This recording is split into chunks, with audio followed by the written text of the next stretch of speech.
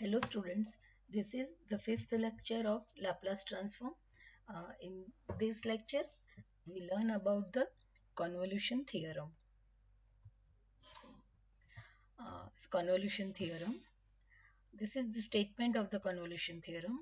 If Laplace inverse of f1s is equal to small f1t and Laplace inverse of f2s is equal to small f2t, then Laplace inverse of this f1s dot f2s is equal to integration of 0 to infinity f1u f2 t minus u du, where this integral 0 to t f1u f2 t minus u du equal to f1t star f2t. Okay, so in this statement we have given that Laplace inverse of one function and the Laplace inverse of other function is f1t and f2t, then Laplace inverse of the of dot product of the both function is integration of 0 to t uh, from this both inverse function f1t or f2t. One we have to write in the form of u, and for the other we have to write in the form of t minus u into du. Okay, so let's start the proof. See, first we take f1s dot f2s. This f1s is Laplace of f1t and f2s is Laplace of f2t.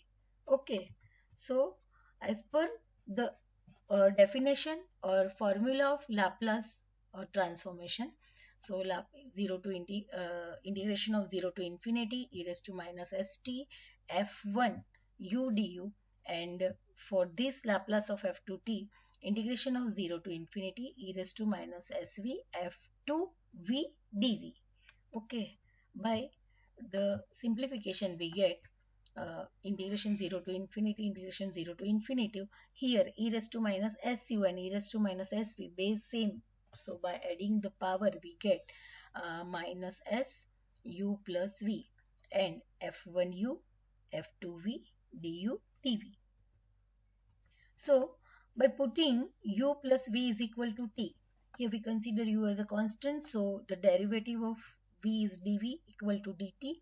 So when v equal to 0, when v 0, if we substitute here v 0, then our t equal to u, and when v is infinity, then t is also tends to infinity. Okay, so substitute this value in this equation.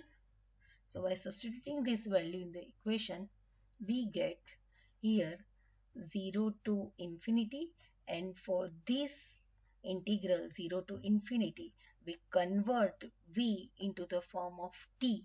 So for that this 0 is when v 0, then tu, so this 0 is converted into the u, so u to infinity. Okay, and e raised f1u keep it same. For this u plus v we put here t, so e raised to minus st f2, in the place of v we write v equal to t minus u dt, because dv equal to dt and du keep it same. Okay, so see, by simplifying this bracket we can write this equation in this form too. Okay, for the region of integration, see from this figure we can say that the region of integration is bounded by the lines u equal to 0 and u equal to t. Okay, the region is u equal to 0 and u equal to t. So to change the order of integration, draw a vertical strip which start from the line u equal to 0 and terminates on the line u equal to t. Hence, u varies from 0 to t and t varies from 0 to infinite. See, this u varies from 0 to t and this t varies from 0 to infinity. Okay, so as from this figure we can write here our integral 0 to t f1u f2t minus u du dt, keep it same. From the definition of Laplace transform, we can write the Laplace of integral 0 to t f1u f2t minus u du, and by putting this L on the left hand side we can write Laplace inverse of f1s dot f2s is equal to integration 0 to t f1u f2t minus u du. So this is the proof of the convolution theorem. Let's start with example. State the convolution theorem and verify it for f of t equal to t and g of t is equal to e raised to 2t. So this is the statement of the convolution theorem. If Laplace of f of t is equal to f of s and Laplace of g of t is equal to g of s, and if Laplace inverse of f of s is equal to f of t and Laplace inverse of g of s is equal to g of t, we can write either of this way or this way too. Then Laplace inverse of f of s dot g of s is equal to integral 0 to t f of u g of t minus u du equal to f star f of t star g of t. Okay, so let's start with f of t star g of t is nothing but integration 0 to t f of u g of t minus u du. So our f of u is u, and g of t minus u, so we can write here e raised to 2t minus u du. Okay, by here by simplifying e raised to 2t is constant, so integration of 0 to t u e raised to minus 2u. By the integration using the uv formula we get this equation, and by applying the upper limit and lower limit, this is our answer. Okay, again by simplifying or by expanding this bracket we get this answer. So this is our f star f of t star g of t. Okay, now take Laplace on both the sides. So Laplace of f of t star g of t is Laplace of e raised to 2t minus 2t by minus 1 by 4.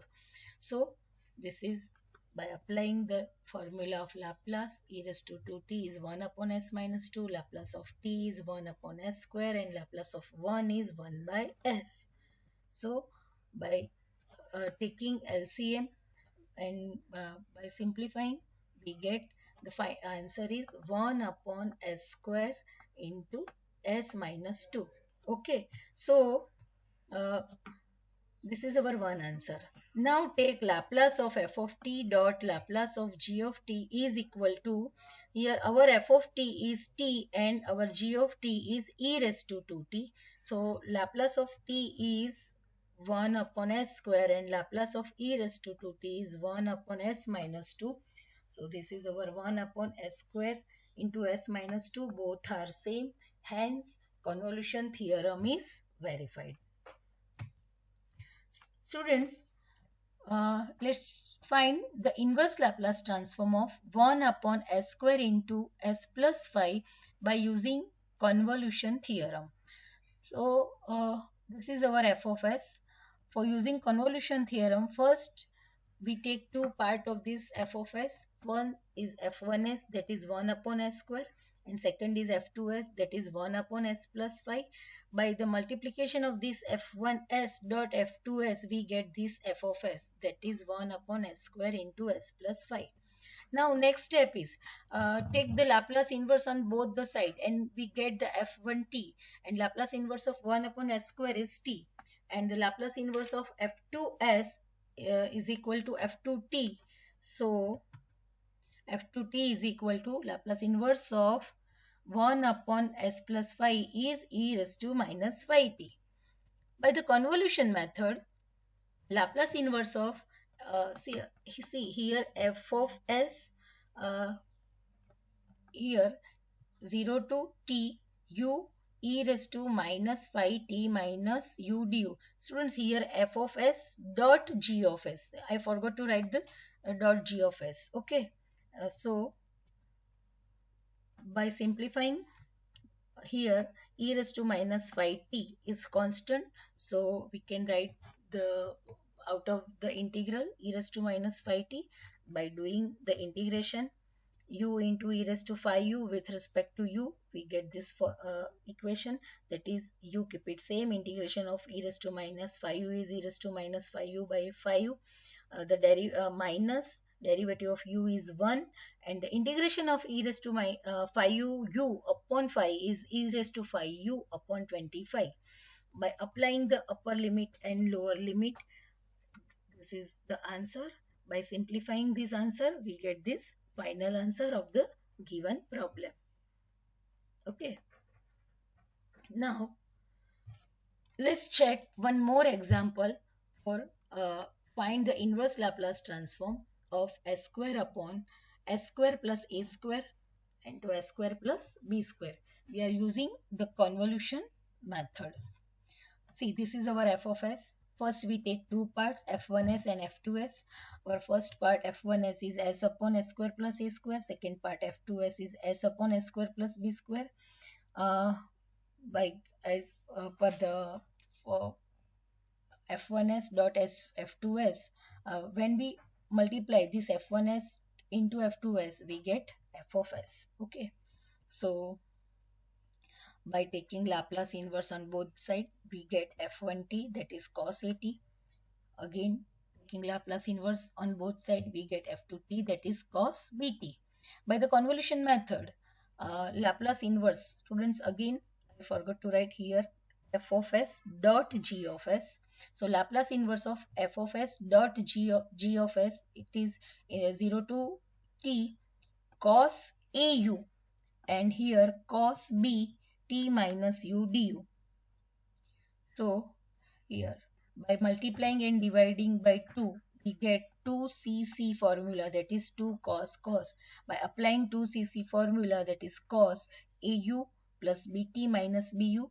Similarly, cos au minus bt plus bu.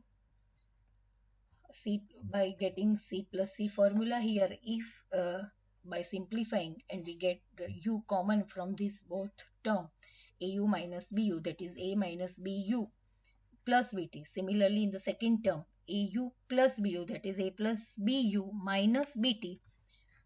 Okay, by integrating with respect to u, we get sin a minus bu plus bt, and the multiple of u is a minus b, so upon a minus b. Similarly, the integration of cos a plus bu minus bt is sin a plus bu minus bt, and the multiple of u is a plus b, so in the denominator a plus b. Now apply the upper limit and lower limit. By applying the upper limit and lower limit, we get this equation. By simplifying this equation, fine, we get sin at upon a minus b, sin at upon a plus b, minus sin bt upon a minus b plus sin bt upon a plus b. Okay, by taking LCM here, first we take sin a minus b, and a minus b and sin a plus b together, we get 2a sin at upon a square minus b square. Similarly, for a minus b and a plus b, and by simplifying last two terms, we get 2b sin bt upon a square minus b square. By taking LCM, finally we get the answer of the problem, a sin at minus b sin bt upon a square minus b square. Thank you so much, students. This is the lecture for the convolution theorem, which is the most important theorem, and examples also. Feel free to contact me for any questions.